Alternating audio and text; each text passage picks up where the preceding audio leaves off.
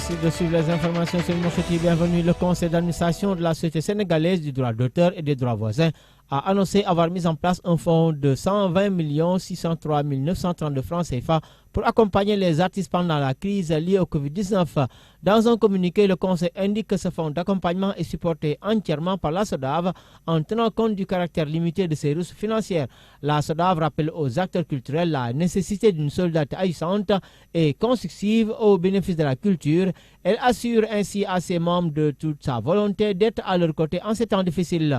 Selon toujours Ngolendou, la présidente d'administration, compte tenu du caractère limité des ressources et dans le souci d'en faire bénéficier au maximum de personnes, il a été retenu l'option de plafonner les plus gros revenus à 500 000. Dans la même logique de solidarité, tous ceux qui, après calcul, se retrouveront avec des revenus nuls ou inférieurs à 30 000 bénéficieront d'un appui de 30 000 CFA du fonds social.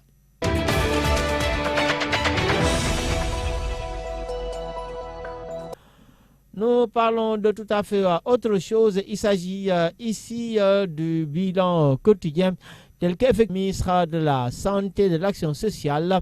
En effet, selon toujours Marie-Khomesse Ngom Ndiaye, ont été enregistrées dont 59 nouvelles conditions signalées ce vendredi. Il de constater que 49 guérisons au tableau, avec 151 infections, 13 décès et 611 patients déclarés guéris. Je propose d'écouter Marie-Khomesse Ngom Ndiaye.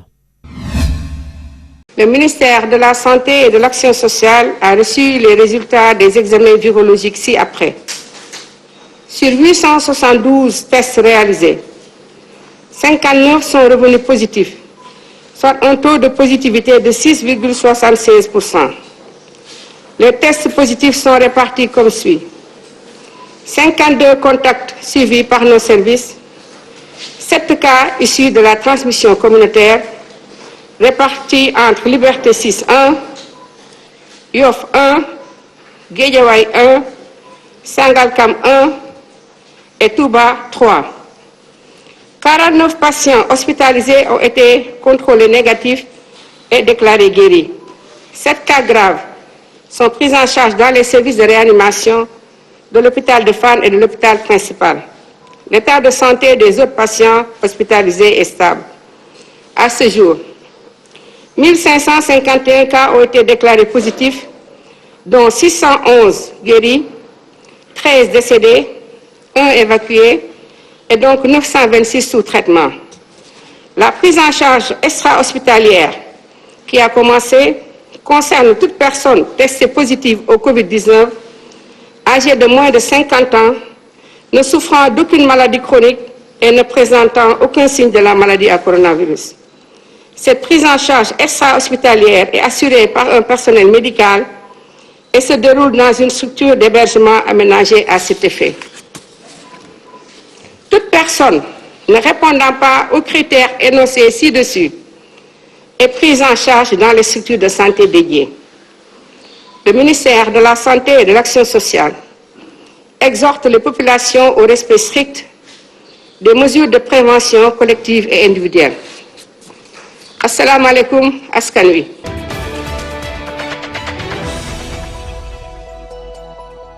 Ou la commune de Golf qui avait enregistré près de 6 cas sur les 12 dans le département de Guédiawaye a décidé d'organiser la riposte.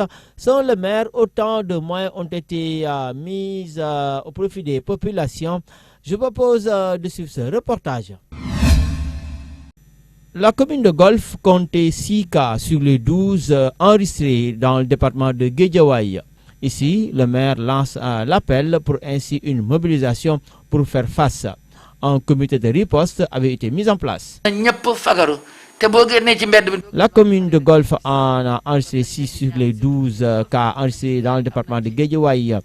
Nous avons mis un comité de riposte pour faire face parce que nous avons aussi des enfants. Mais je crois que le message qu'ici, c'est de rester chez vous, notamment les enfants, parce qu'il y a des cas aussi en Europe et en Afrique où les enfants sont décédés.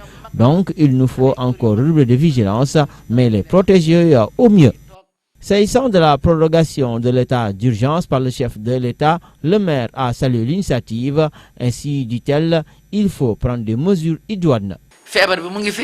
Oui, vous savez, le président a pris l'initiative de proroger l'état d'urgence jusqu'au mois de juin. Je crois que c'est une très bonne initiative et c'est ce qui nous permet quand même de circonscrire les cas parce que si nous laissons les choses quand même se propager ainsi, ce serait vraiment la catastrophe.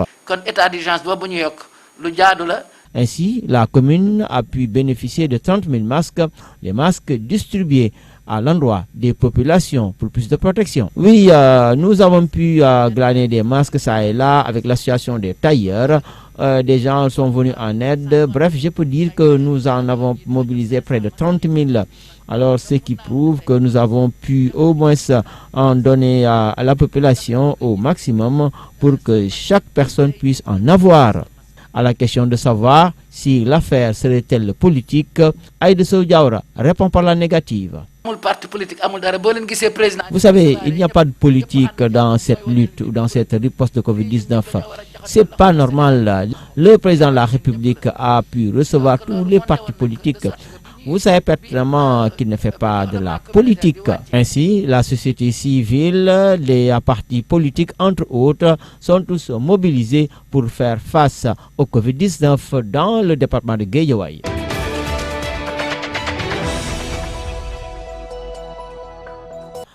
Nous restons toujours dans la commune de Golf car des voix se sont élevées pour ainsi dire non à l'action du maire.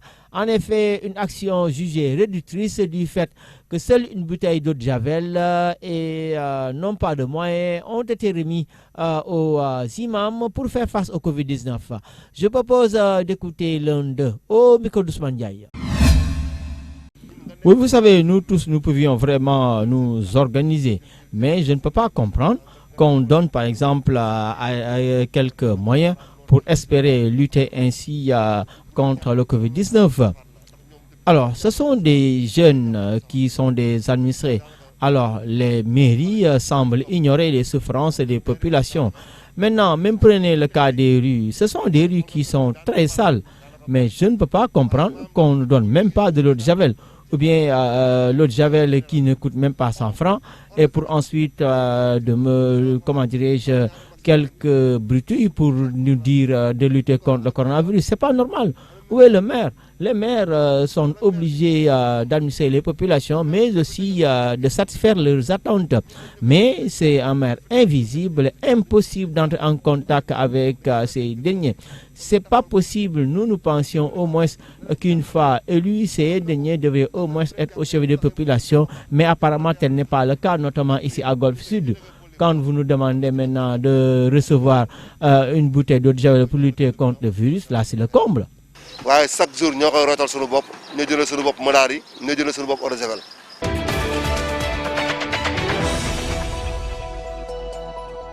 Face à la multiplication des cas issus de la transmission communautaire, l'inquiétude règne à Rufisque.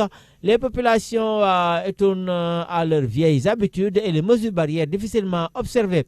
Dans un entretien, le mouvement Conscience citoyenne de Rufisque pointe du doigt la démarche des autorités étatiques et des failles dans la sensibilisation des masses. C'est le contrôle signé Mamoudou Thiam Mbaignan. Face à la propagation des cas communautaires liés au Covid-19 en paradoxe, les citoyens ont de plus en plus de mal à respecter les gestes barrières. Parce que pas plus tard qu'hier, quand je rentrais chez moi, j'ai vu donc au niveau donc des arrêts bus là, donc il y avait donc un rassemblement pas possible.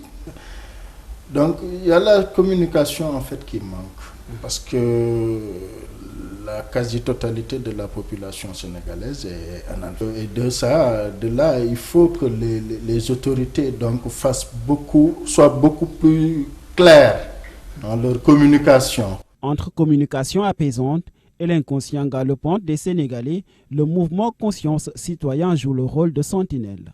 Des visites de terrain sont organisées très fréquemment pour éveiller les consciences. On est présent donc au niveau des grandes places. On discute avec on est présent au niveau des ateliers. Donc atelier menuiserie, atelier mécanique, ainsi de suite. Parce que c'est des gens on doit les informer, parler avec eux, leur donner des masques, des solutions hydroalcooliques, les sensibiliser. Donc, et de là, donc, je crois que nous, c'est là où on passe beaucoup plus de temps. Une action citoyenne qui intervient en plein mois de Ramadan. Le social est donc très fréquent dans les actions de l'association. Elles tournent toutes autour de la solidarité et du partage. Sur le plan éducatif, avec nos enfants. Donc il y a un système de parrainage qu'on fait donc, avec certaines écoles. Donc, nous appuyons nos enfants. Donc, nous appuyons, machallah, les pères de famille parce qu'il y a pas mal de factures d'électricité que nous payons au niveau de la localité, machallah.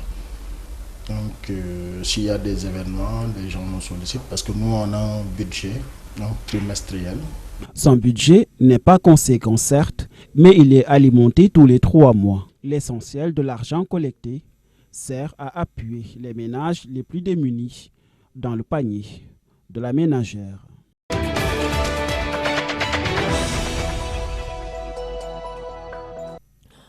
Nous parlons ainsi de Keur Ndiaye Lo. En effet, cette localité reste aussi confrontée à quelques cas liés au Covid-19. Au-delà des actions de sensibilisation, ces populations réclament l'érection de villages en commune. Les détails sont dans ce reportage. Situé entre Rufisque et Sangalkam, Keur Ndiaye Lo n'est pas épargné par le coronavirus. Ici, des cas ont été signalés mais pris en charge. Oui, il y a eu des cas que nous avons quand même surveillés avec les agents sanitaires. Alors, nous vivons quand même comme tous les autres. Vraiment, c'est pas lamentable. Alors, nous n'avons pas de problème. Et pourtant, les gestes barrières existent. Nous faisons la prévention parce que le coronavirus n'existe pas tout simplement ici, même à Dakar. Selon la coordonnatrice du mouvement au plan local, il s'agit ici de sensibiliser les populations sur les gestes barrières, sachant que des comportements antécédents ne seront pas épargnés.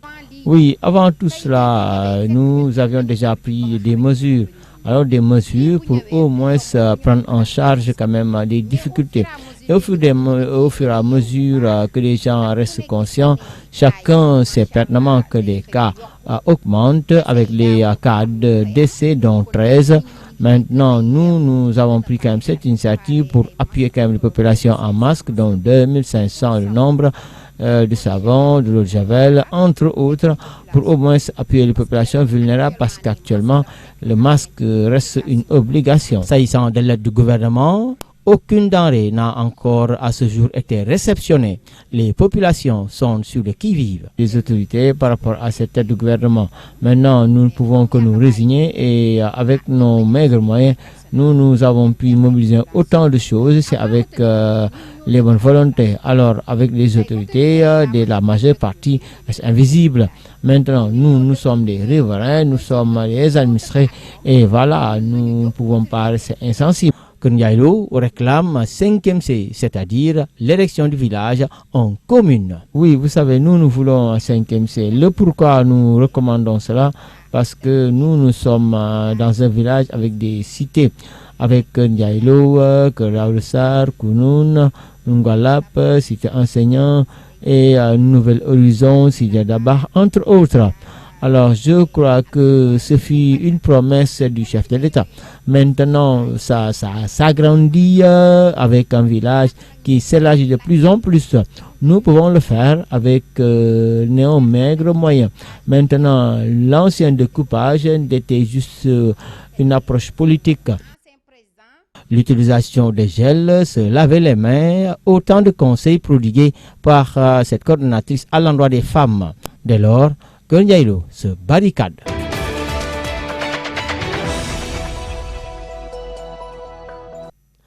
De retour à Dakar, direction la Médina, ainsi nous rendons visite aux enfants de l'Empire des enfants. En effet, autant de mesures sont prises. De nos jours, les activités ont été réduites. Selon le coordonnateur, l'Empire des enfants a beaucoup plus de dons. Je vous propose de suivre ce reportage. Le gouvernement avait lancé un dispositif de retrait des enfants de la rue pour les protéger du Covid-19. En effet, au niveau de l'emploi des enfants, des mesures ont été prises. Déjà, en interne, les habitudes ont connu un changement. Modifier un peu les habitudes du personnel pour les confiner ici pendant 15 jours, donc en 2 ou 3 groupes donc, qui se relaient afin de rester et de ne pas être un vecteur du virus pour les enfants. Voilà. À l'emploi des enfants toujours, ce sont autant d'activités qui sont ainsi déroulées. Dès lors, la sensibilisation est de taille. Déjà de confiner les enfants qui étaient ici, parce qu'on avait peut-être une trentaine d'enfants qui étaient déjà pensionnaires de l'Empire avant le Covid, donc il fallait prendre des mesures pour les protéger. Quand on dit rester chez vous, il y en a pour qui c'est la rue, leur chez eux. Donc il fallait trouver un moyen d'aller les chercher et de les convaincre à venir dans nos structures. Donc, à l'emploi des enfants, les dons sont les bienvenus, bien que d'aucuns tardent à se faire entendre. On compte beaucoup sur les dons que nous recevons en cette période-là. Toutes les personnes qui avaient en temps normal l'habitude de soutenir l'Empire des enfants, on continue à le faire en faisant des dons en nature ou en numéraire. Certains qui ne peuvent pas se déplacer ont envoyé de l'argent, d'autres ont envoyé des denrées alimentaires, en tout cas tout ce dont on peut avoir besoin, les produits d'hygiène, les masques. Donc il y a beaucoup de choses que les gens, dès qu'ils pensent à nous, nous font parvenir et on profite de l'occasion pour les en remercier parce que ça vient vraiment à la bonne heure. Les enfants, cibles vulnérables dans un contexte particulier, les protéger reste une priorité.